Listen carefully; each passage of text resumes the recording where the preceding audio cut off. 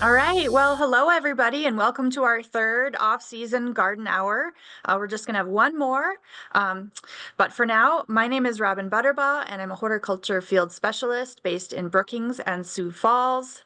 It's nice to see everybody today on this kind of really cold, wintry February evening, but that means it's actually a perfect time to stay home and talk about gardens. So tonight we've got both Prairey Walkling and Amanda Bachman with us tonight, and I will introduce them in just a minute.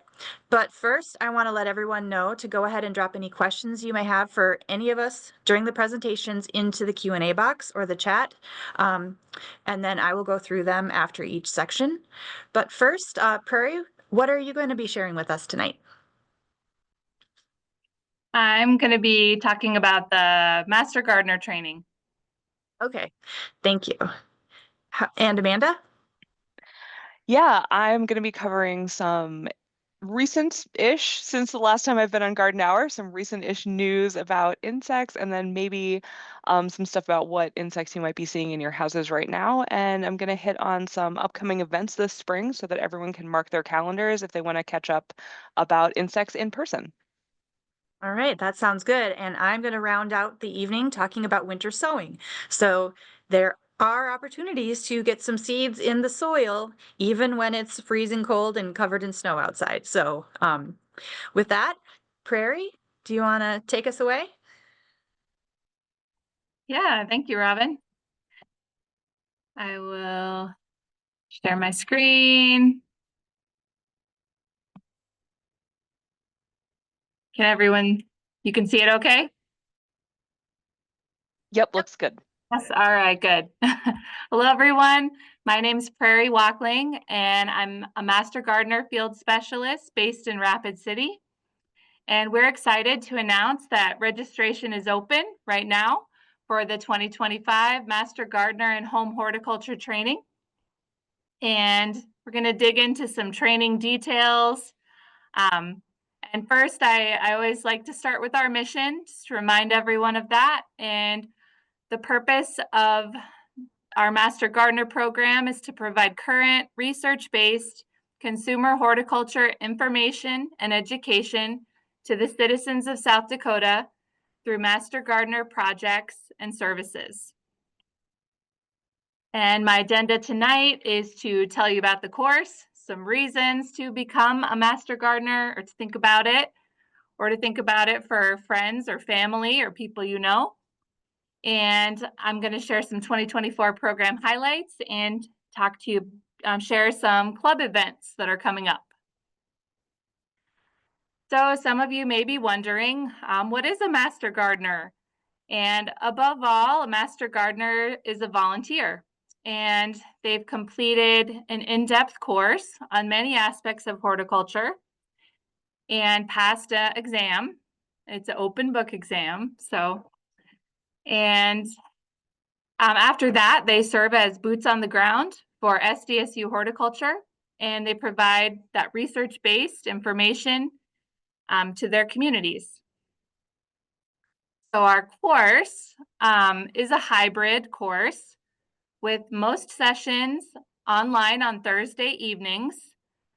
So if you want to take the course, you need to have some availability on Thursday evenings and 2 in-person sessions.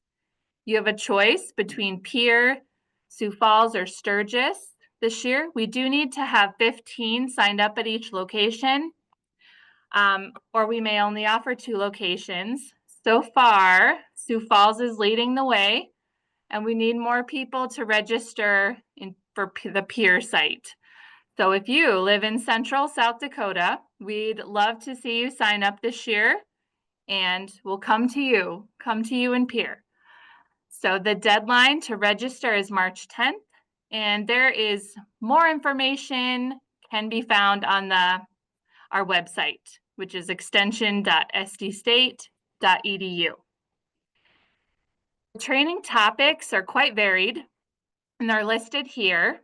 And some are expecting mostly vegetable gardening, but you should know that vegetables comprise 1 week of the course, and fruits are 1 week.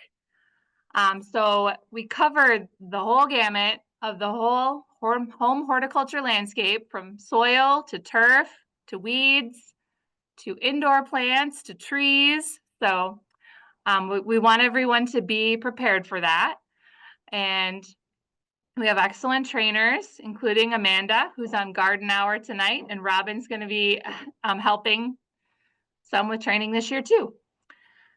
So we have in-person sessions are a lot of people's favorites, and especially the June session where we get to do some hands-on practice and you get to meet your instructors and your fellow trainees. This is a photo from our 2023 training in Hot Springs. And some of the activities you get to do it varies a little by year, but some you might get to do are to catch and identify insects, propagate plants, some soil activities, some practice diagnosing plant problems or disease, and some landscape design practice. So there are 3 options for participation. If you're already a master gardener, you can take the course for free as a refresher. And we have master gardeners do that every year. And the one we really want you to do is to become a master gardener volunteer. And the cost for that option is $250. And you complete 40 hours of payback service. And that you have until the end of December 2026 to do that. You see quite a bit of time. And the other option is to just take the course and not have a service requirement, and then you pay full price, the $500 for that. So after you complete training, what happens next? Well, we welcome and encourage you to join a local club if there's one near you. Many clubs meet in person and some have a virtual option to join, which can be a plus if you have little kids or busy schedule. And many clubs will offer you a mentor if you want one. And a mentor is a seasoned master gardener who will help you, connect you with projects, help you with questions and how to report hours, and will help you easily meet your 40 hours. And so there's so many different club projects you could do, such as community gardens, garden tours, plant sales, presentations at libraries, and other special projects too. So why become a master gardener? Many reasons, but here's a few. You learn about our climate. Our zones are 3B to 5B. And there's some challenging soils and conditions that we work with when we're gardening here. I live in the Black Hills. My soil is pretty heavy clay. I've also experienced hail, as many of you probably have. I've struggled with flea beetles and other challenges. So you get to really dig into South Dakota gardening in this course. You meet others who have the same interests and the same passion. If you like talking about plants, this is a great place for you. And I've seen club members become really good friends and even support each other through difficult times. So you get to meet some great people. You also stay updated on current best practices in gardening. Robin's going to talk about winter sowing tonight. I have a photo here from Carla Smith, who's a Minnehaha master gardener. And I think this was last year, her winter sowing that she did. And I would not know about winter sowing if I was not involved in this program. So you really get to keep updated on the newest, greatest things out there. Also, volunteering is good for you.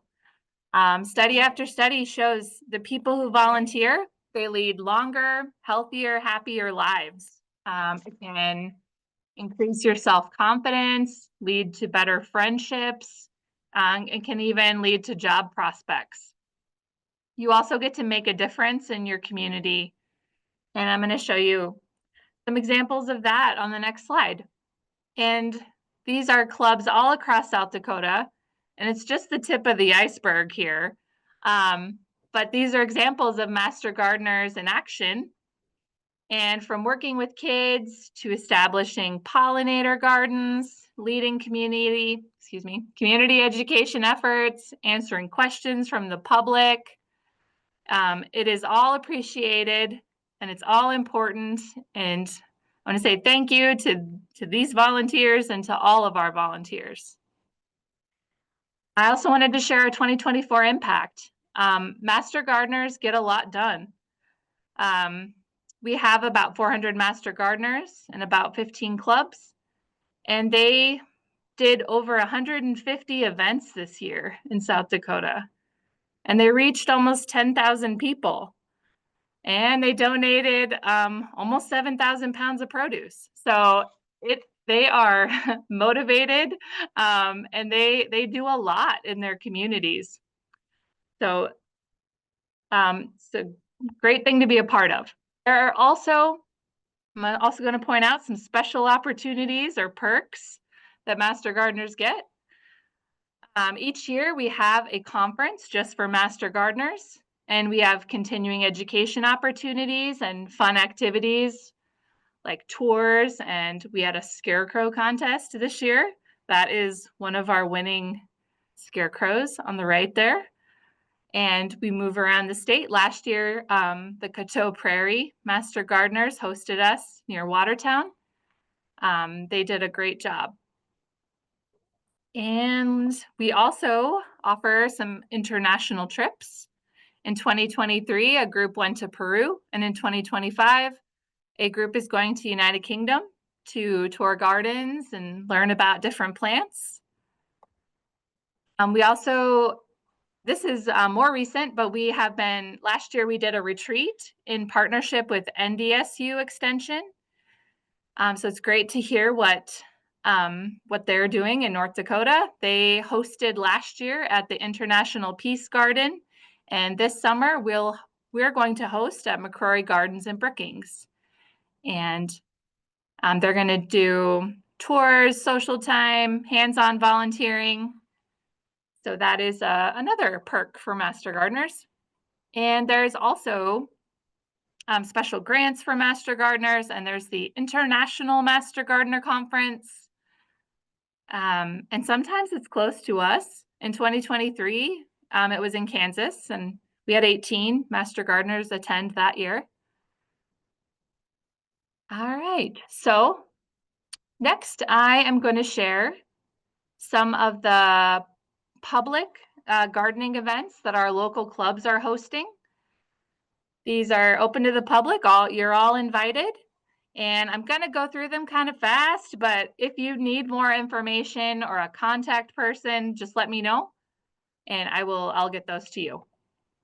In Aberdeen, they have a plant sale coming up in May and a garden walk coming up in June. In Rapid City, they launched a brand new website, so you can register online for these events coming up. They have Spring Fever, March 1st, that's a one-day event, and they have Gardening in the Black Hills, which is Tuesday evenings on a variety of topics. I listed some there: orchids, greenhouse design, many different things. In Spearfish, they're having an event, and it is free, March 29th at the Snappers Club in Spearfish, and they have more information about their sessions too on they have their own Facebook page, so you can check that if you wanted to see more about their topics. In water, and the same with a lot of our clubs, often have that. Watertown, they're hosting Ready, Set, Grow later in March, and they also have a plant sale in May.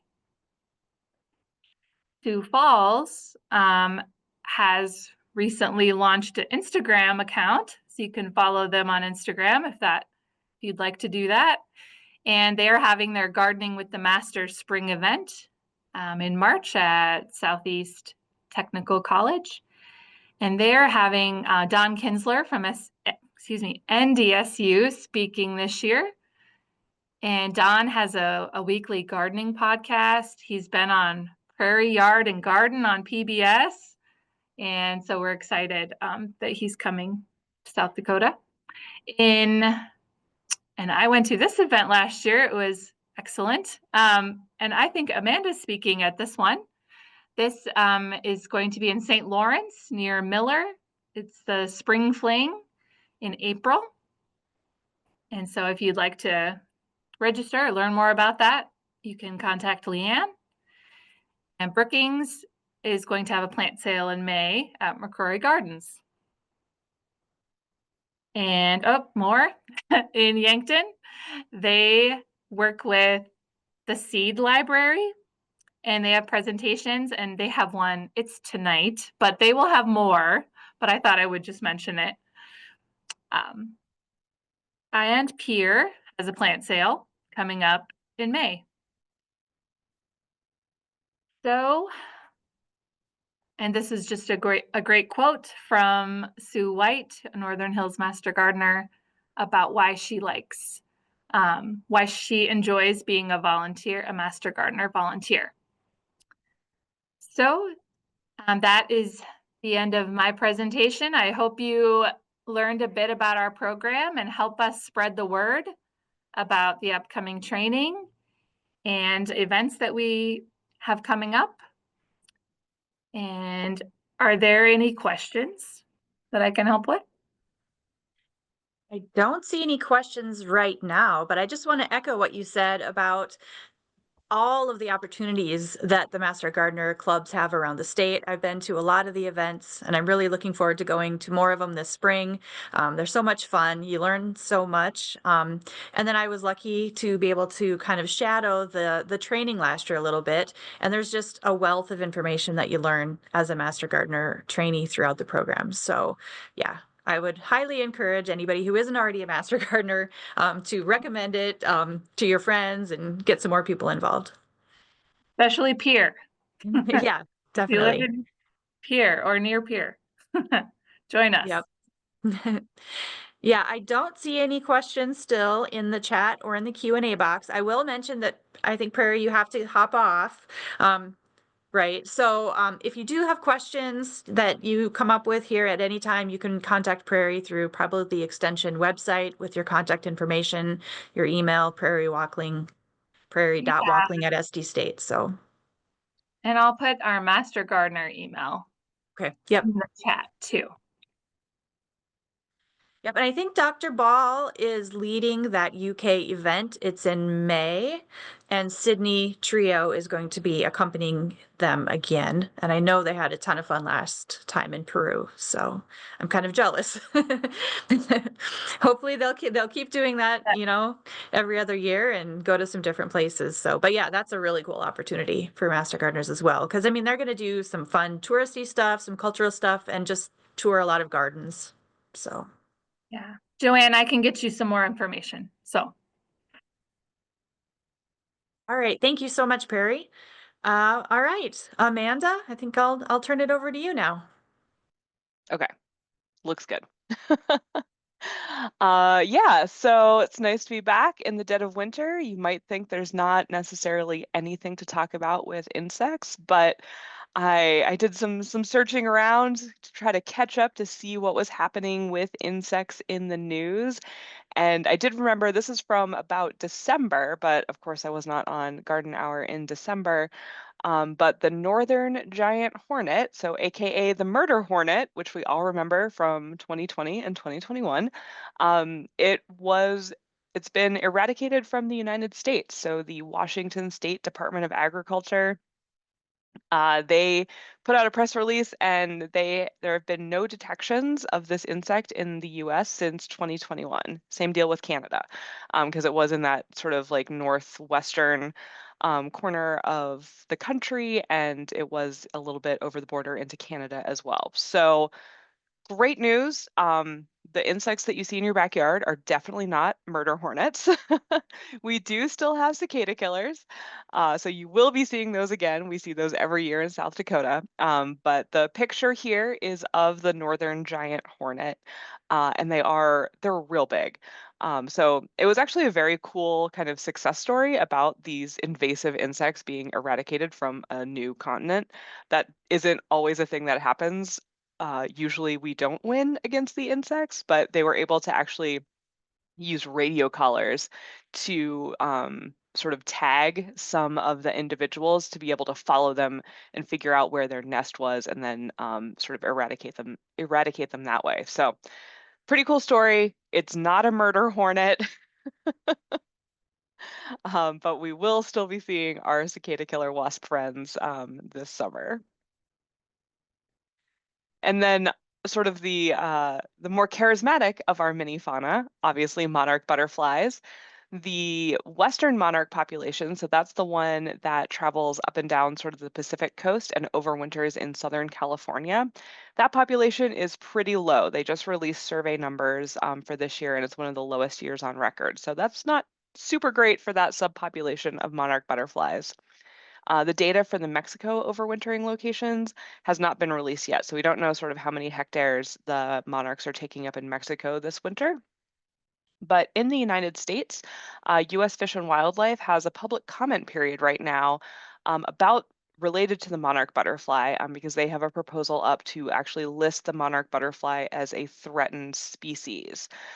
So for folks, if you're interested in the butterflies, definitely go check that out. If you're a landowner, if milkweed is, something that you care about or impacts your ag production, definitely check out the comment period. You can read the comments that have already been submitted, but it might be worth, taking a closer look and submitting a comment if you feel so inclined. But if that monarch does get listed as threatened, that's going to change a few things about how we handle milkweed, and obviously encouraging more people to add that as part of their landscape so that those butterflies, their caterpillars, have something to eat.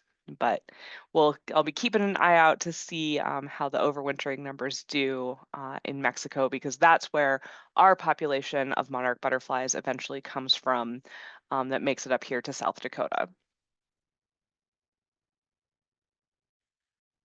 And then, insects that are active this time of year, a lot of indoor insect questions. You definitely, if you've brought in plants or if you just have house plants tend to be in definitely the top, 3 of sources for indoor insects. A lot of times that ends up being fungus gnats. An adult fungus gnat is pictured here.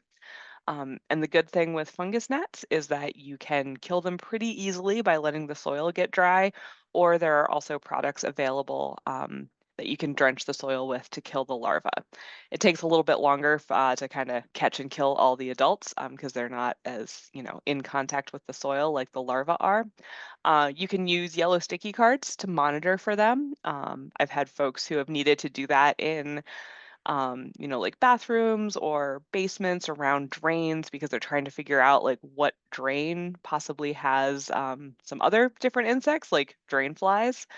And then also, if you've got dry goods, dog food, bird seed, pantry items, I do end up with questions about Indian meal moths sometimes, because those will come in from products that were purchased at like a big box store or whatever, and they came sort of pre-infested. Birdseed is especially notorious for this, and then they kind of get into everything else. So if you're noticing some critters flying around this time of year and you're like, I wonder where they're coming from, definitely check those cupboards, open up, anything that's been open. If you've got flour that's been open for a while, or like nuts or seeds, definitely open those and take a look at the packaging. You can always throw those things in the freezer for a couple days to really make sure like anything in there is dead. But yeah, this is the time of year where we're seeing the fungus gnats, the drain flies, some of our pantry pests. Obviously, some of our things that are overwintering as adults, like our multicolored Asian lady beetles, our well, hopefully not brown marmorated stink bugs. We have not yet confirmed those in South Dakota, but the box elder bugs, the picture wing flies, those things that might have come in the fall and they've been hanging out in the attic or the basement. Usually I say like, oh, when it's a warm day, like they'll come out to see what's happening. Today is not a warm day. That last week of January where we had that January thaw, that's where I was seeing box elder bugs on the front of our office building here in Pierre. But those insects that overwinter as adults are just chilling. They're hanging out. They're not feeding or reproducing indoors. And they're just going to be moving around anytime it kind of warms up, which I took a look at the 10-day forecast this morning, and it does not look like it's going to be warming up for a hot second, at least here in Pierre. But yeah, it's definitely a slow time of year for critters, especially insects, because they are essentially cold-blooded. So the colder the temperature, the less active they are, or they can, freeze solid and die. So haven't been getting a ton of insect questions, but I know that will change soon, especially as we move into spring and the spring events. And Prairey covered quite a few of them, and I'm just hitting the ones that I will be attending this spring. I'll be at Gardening with the Masters in Sioux Falls on March 22nd. So I'll be giving a presentation, and then I'll also have some of the SARE resources, Sustainable Ag Research and Education. I'll have some of those resources with me as well. I'll be in Miller/St. Lawrence for the Spring Fling on April 5th, giving a presentation, and then Garden Discovery Fest. So that's going to be the May 18th event at McCrory Gardens.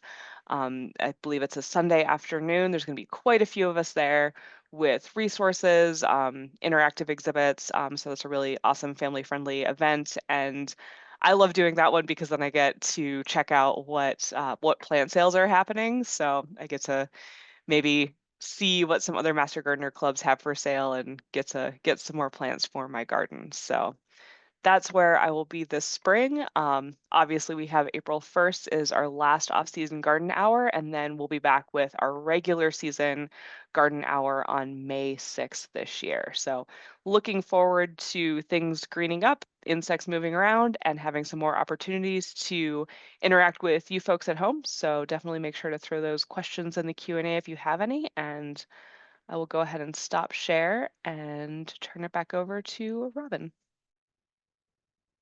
Okay, thank you, Amanda. Um, that's great information. I will have to admit, unfortunately, that I did have some pantry pest bug experience in my day. I think I bought some of those pumpkin seeds from the bulk bin that were in just like that kind of plastic clear container that I forgot about in the back of my cupboard. And then I was like, why do I have bugs flying around? And then I kind of moved some things and I saw that container and it was just, it was, it was horrible. It was It was, horrible. it was full of bugs and like webbing and I just, Oh yeah, that's definitely Indian meal moth. Yeah. yep. Yep. So I do occasionally get like a big bag of oats or something. And so what I've done now is I'll usually like put it into a Ziploc gallon bag and then either put them in the freezer or I like actually just bought some and I put them outside for the last couple days. So hopefully that will prevent me from having any more of those bugs in the future. Yeah, So I would definitely recommend putting it in the freezer. A lot of times when folks put stuff outside, depending on if the sun's hitting it, you can get some little like microclimates where like the temperature will fluctuate and you won't be sub-freezing continuously for long enough to be okay. lethal. But a deep freeze, that's going to be nice and consistent, especially if Okay. you've got it in there like real deep, not at the top where the temperature is Mhm. fluctuating when you open the lid. Yep. Well, that's good to know. I may have to put them back into the freezer because yeah, they were only out overnight, and then I did see they were kind of in the couple bags were in the sun, so it was probably a little warm in there. So we do have a couple questions. Sandy is asking about potential bat bugs. She said they had bats in their house, saw a bug that she thought was a bed bug, is thinking it's actually a bat bug, but she hasn't seen one since and is wondering if they're common. And maybe you can let her know if there's something that she should be doing about that, even if Yeah, she hasn't seen one. yeah, so I get a surprising number of bat bug questions, mostly because yes, they do look exactly like bed bugs. They're just a little bit furrier. So highly recommend that if you're seeing something and you're like, oh no, is that a bed bug, capture it, put it in a hard-sided container, put it in the freezer, and then get it in the mail to me. Give me a call, let me know it's on its way. Because I have to look under a scope to like double check that like the fuzziness is in the appropriate range depending on the species. But yes, if you have bats, bat bugs are fairly common. And if the bats have left, like if they are no longer living there, if they have been extirpated responsibly, then the bat bugs will hang around because bat bugs don't live on the bat, they live near the bat. Like same deal as bed bugs, just like they have a different favorite mammal. And so once the bats are gone, the bat bugs will then go looking for a new host. They will bite people, but they can't survive on human blood. So like that's the good news. Like I've definitely had friends who are like, oh no, I think I have bed bugs. I take a look. I'm like, well, good news, you have bats. Um, which is like a whole different problem. But yeah, they look very similar. Highly recommend submitting a sample if you can, because like there's very different treatments. Obviously, one is focused on like managing bats and treating sort of where the bats were versus bed bugs is managing, sort of where people are spending a lot of time. And so there's some different strategies there to make sure that you're successful. But yes, about half of the samples I get when people are like, is it a bed bug? It's actually a bat bug. So they are pretty common in South Dakota. So maybe good, maybe bad. I don't know. Right. Yeah. It's like, Okay, and we did have one other question about milkweed, which if you want to go ahead and answer, you can. Otherwise, I'm happy to.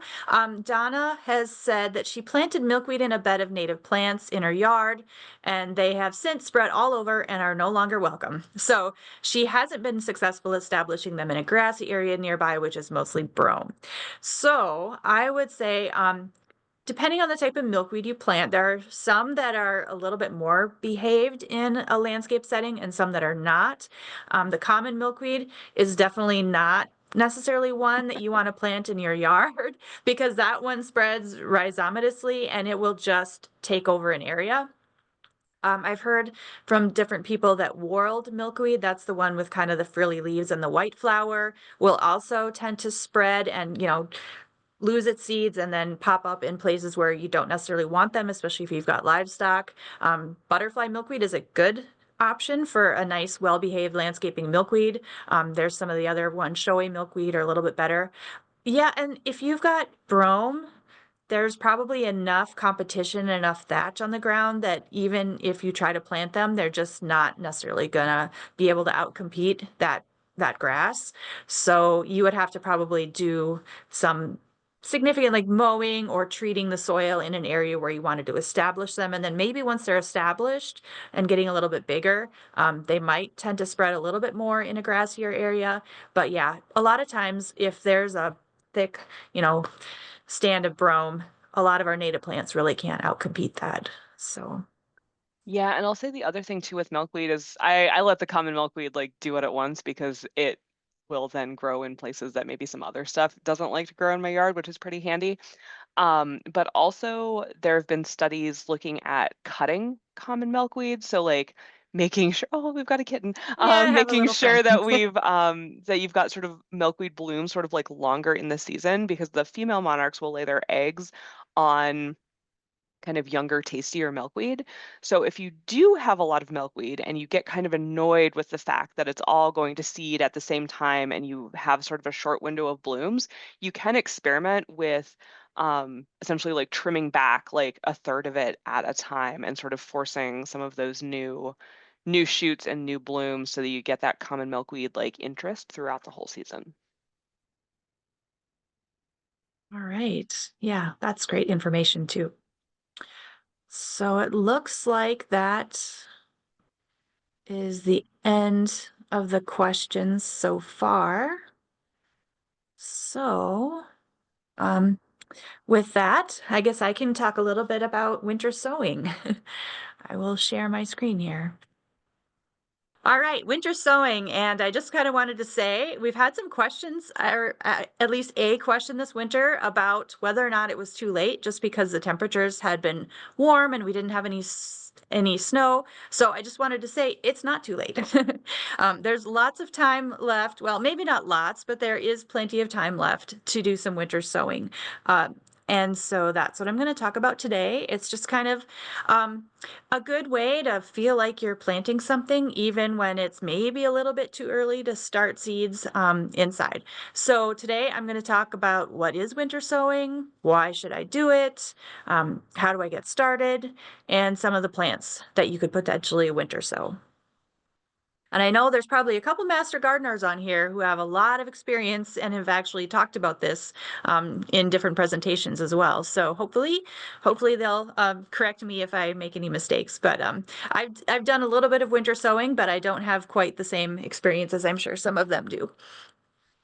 So winter sowing is basically just a way to start some of your garden plants from seed outside during the winter. They're usually sown into some sort of a protective container, and it kind of forms a bit of a natural greenhouse. And it will be a more natural type of a germination, what you would see more outside of different climate tolerant seedlings. So you can't winter sow all of your vegetables or all of your plants, definitely not. But there are definitely some that work really well with winter sowing. All right, and some of the reasons why you would winter sow, well, like I said, you can get a jump start on seed starting if you really are kind of itching to get going. It's easy. It's inexpensive. You don't really need a lot of supplies. You can use some different recycled materials. I'll talk about some of those materials here coming up. It produces a lot of seedlings. So if you are familiar with the cost of everything nowadays, garden plants at the greenhouses and nurseries are no exception. So you can purchase a seed packet and produce a lot of seedlings for less cost. And then it also doesn't take up any indoor growing space or use electricity. So I know I like to start a lot of seeds indoors, but I'm fairly limited on how much room I have and how many grow lights I've purchased. So this gives people an opportunity to do something that's not very expensive. And, you know, if you have a decent sized yard or even a balcony or a porch, you have some more space that you can be starting some of these plants. So some things that are more commonly winter sown would be native perennials. Native perennials need cold stratification, most of them, not all of them, in order to break their dormancy and germinate. So cold stratification means they need to experience a period of cold, sometimes moist conditions. Sometimes people recommend that you put your native perennials in some sand in the refrigerator, in some moist sand in the refrigerator to help with the cold stratification process and break dormancy in the spring. So native perennials, of course, they grew on the prairie all around us, and they drop their seed in the winter or in the fall, and it sits there all year, and kind of the snow and the moisture draw that seed down into the soil, and it experiences all those kind of temperature fluctuations, and that's how they grow naturally. So of course they make a really good winter sown plant as well. And then any self-sowing or cold-tolerant perennials or annual flowers and herbs, so things that, like I said, can tolerate the cold or will self-seed. So, you know, different things like, let's see, bachelor's buttons is one example of that. Alliums work okay to winter sow, and some of the different frost-tolerant greens. And I'll go through a few of those here coming up. So when to winter sow?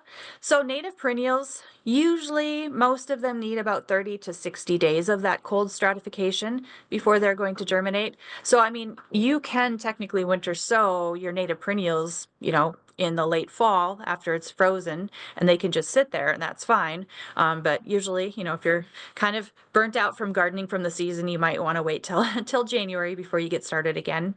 So, you know, January, February, even through March could be okay.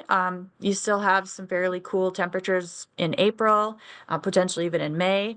And, you know, most of these native plants just need cold stratification in potentially the refrigerator. So they don't necessarily need completely frozen, you know, snowy conditions in order for that cold stratification to occur.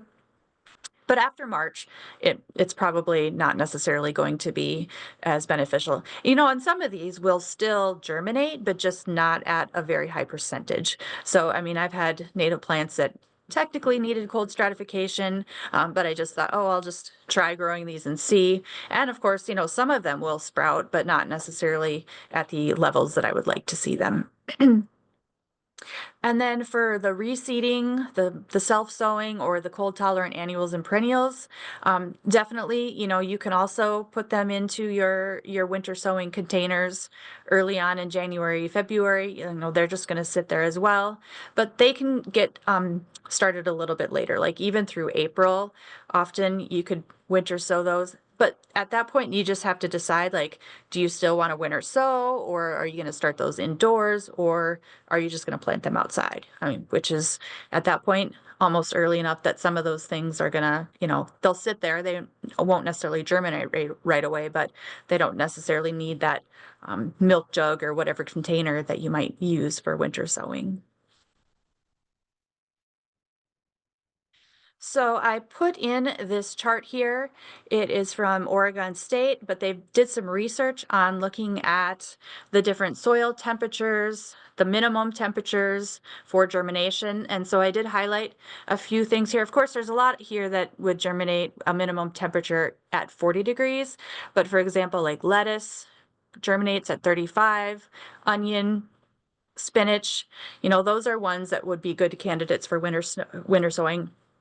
There's some things potentially like radish and the parsnip that I highlighted there that will germinate at low conditions, but some of those root crops you're not going to want to winter sow because you don't want to have to transplant them from the jug into whatever the final destination is that you're going to be growing them.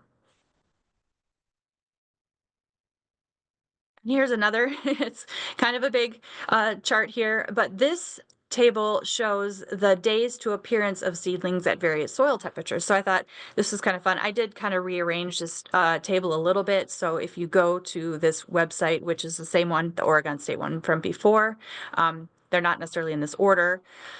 But if you look at spinach, onion, lettuce, those ones at the bottom especially, like at 32, they're really not going to be doing anything. Onion 135 days before they would germinate or the seedlings would appear if it's only 32. But then if you move up just to 41, only 31 days. Lettuce at 41 degrees, it only takes 15 days. Let's see what else we've got there. Peas, 36 days at 41 degrees. So looking at these types of charts kind of gives you a good indication of what to winter sow and then maybe what conditions that it will take before you're going to start to see that germination. So I think it's just kind of fun to look. And then it's kind of fun to see at the top end too. I know we're talking about winter sowing, but definitely when things are too warm, we have issues with germination as well. So that's something to think about. So getting started, you can use quite a few different things for winter sowing. The picture that I have here is using these translucent water jugs. I know in that picture that Prairey had on her presentation, there was a whole bunch of these different jugs that you can use. You can also use those plastic salad containers that you get at the store with your salad mixes in them. I know I've seen people who are using Ziploc bags now, like gallon Ziploc bags, that they kind of put a hole through the bag and hang them from a dowel outside. And so that's another option. Really, as long as light can go through, then it will potentially work for winter sowing. And then you're going to need something, if it's a salad container, you probably aren't going to need scissors or a box cutter, etc. But for milk jugs, you're going to need something to open those up so that you can have them and fill them with soil like you see in the picture. You'll still need a sharp object for poking holes in the bottom. You definitely need drainage. You don't want to forget that step, otherwise that can cause some problems. Your seed starting media, whatever seed mix that you have. Material for a work surface. So it's cold outside in January and February. So you're probably not going to be doing this outside. I just laid a big garbage bag on the floor and did it in my kitchen area. So If you've got one of those really nice kind of fancy mats that contain things, that would work really well too. But I just worked with what I had.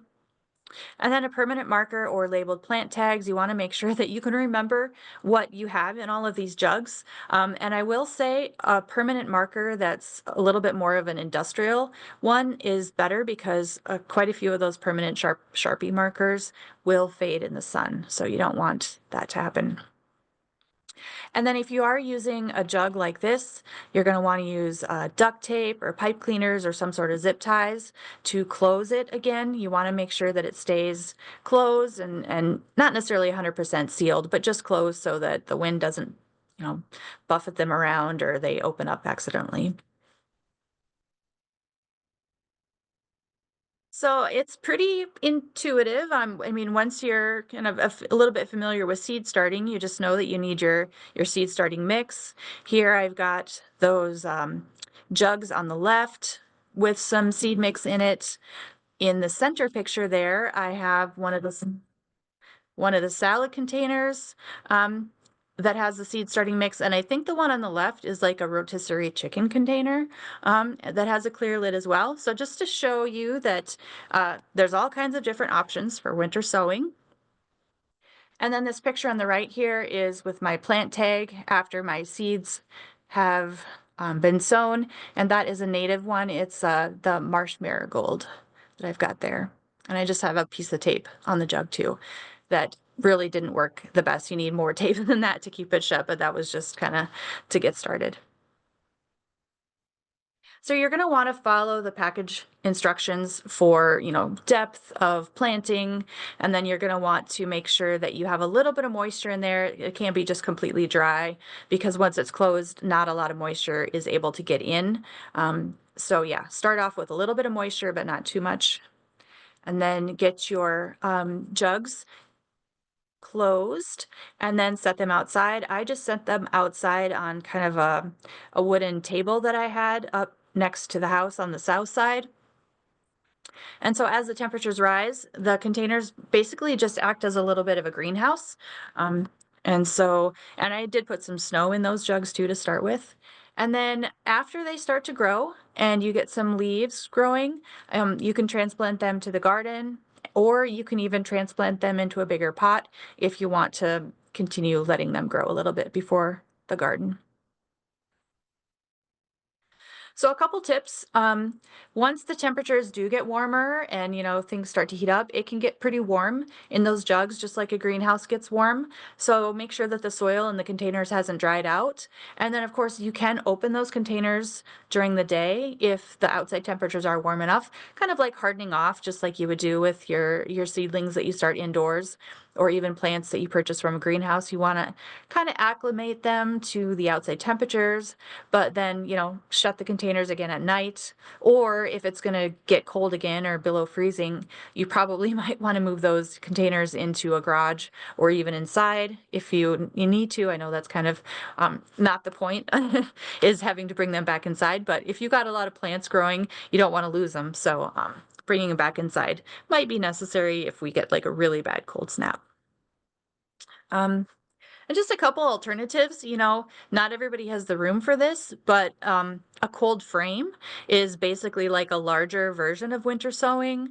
So here's a couple examples. They both have wooden boxes with kind of window type structures. This one on the left has just kind of some string that you can open them up during the day. The one on the right is literally some old windows that then you can prop up. And I think in the picture on the right, I have some sort of lettuce that's popping up, maybe some spinach in the other one. And that works for season extension in the fall too. So if you've got spinach seedlings that have overwintered, they'll start growing earlier than you might expect. And also in these cold frames, I was able to keep spinach growing until, well into December one of these years as well. So winter sowing in a small jug, if you've got the room and want to branch out even more, cold frames are great too. All right, so that's what I have to say here briefly about winter sowing. I also wanted to highlight a couple more events that are coming up. These aren't so much Master Gardener events, these are more McCrory events. I do work both in Sioux Falls and in Brookings, and I'm lucky to have an office at McCrory, so I want to highlight what they're up to as well. So this weekend coming up, if you're in Brookings, Frost Fest, they're going to light the lights again for Garden Glow. And so that's going to be fun. Then they'll, if it's nice enough, start taking them down. But if you missed the Garden Glow, here's one more chance to see all of the lights. And then on the right here, this is also on their Facebook page. So if you don't get it all right now, um, that's where it also is available. But coming up in March 1st, maple syrup workshop. We're going to be having a cut flower workshop. There's some other kids events. May 18th, I know we mentioned a couple times the Garden Discovery Festival. There'll be plant sales and booths and all kinds of activities. And then it kind of goes throughout the whole rest of the season until I don't want to think about it, but December 6th, the start of Garden Glow again. So anyway, there's lots of events happening at McCrory if you're in the Brookings area. So, and with that, I guess if there are any questions. There are questions. I can ask them to you because they're for you.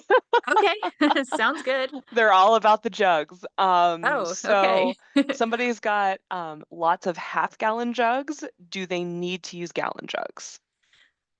I don't think they would need to use gallon jugs. You want to make sure that you still have a good maybe 3, 4, maybe probably even 5 inches of soil in the bottom of the jug. You're just not going to be able to fit as many little seedlings in a half-gallon jug. But yeah, I think a half-gallon jug would be just fine if you don't have a gallon. And so slightly related, how do you keep the jugs from blowing away? Well, you do want to put them in a sort of a protected area. So whether that's kind of in a corner, I've seen other people put them in like a milk crate or a box or like a tote or something like that, just so that, yeah, they don't blow away in the wind because that is an issue here in South Dakota. Got some Yup. wind. If we have enough snow, you can kind of pack them with snow around them too, potentially. But yeah, it's definitely good. You don't want to see all of your hard work get blown away. So, And then can you winter seed hollyhocks? I think so. Maybe if somebody who has experience with hollyhocks might want to put that in the chat, but I would think that hollyhocks would work for winter sowing. I mean, they're a perennial. They keep coming back every year. And they're not a native plant, but they're a great plant. I've got lots of hollyhocks, but I haven't tried winter sowing them. There are lots of websites about winter sowing, and there's a Facebook page called Winter Sowers, and I believe the lady who developed the method of winter sowing that has been recognized by the USDA, is still kind of a participant on that winter sowing Facebook page. And so there's lots of comments there about all the different things that people winter sow. I can't necessarily vouch for Mhm. all of them that they work, but yeah, there is a lot of information on extension websites about winter sowing and on a lot of other, websites with people who have experience with different seeds. It's important to know like which zone they're in, as far as like what's going to necessarily work for us too, because we're definitely colder than people who are winter sowing down in Missouri or somewhere else like that. Yeah, cool. Those were all your winter sowing questions. Okay. Oh, I see one here. Do you think the listing of monarchs as threatened will impact the use of neonics in the US? What do you think, Amanda? I mean, it will definitely impact pesticide labels, especially herbicide labels in general. I think that will change some things. It's really hard to say, and it's also like a long process. I mean, the public comment period doesn't end until March, so I I don't think there's going to be any significant changes for this growing season. All right. Oh, I see. Here's another question from Debbie. Okay, I know that Debbie is one of our master gardeners who does a lot of winter sowing. Um, so she says that she doesn't use seed starter mix because it dries out too fast. She just uses regular potting soil, and that seems to work better. So yes, thank you, Debbie.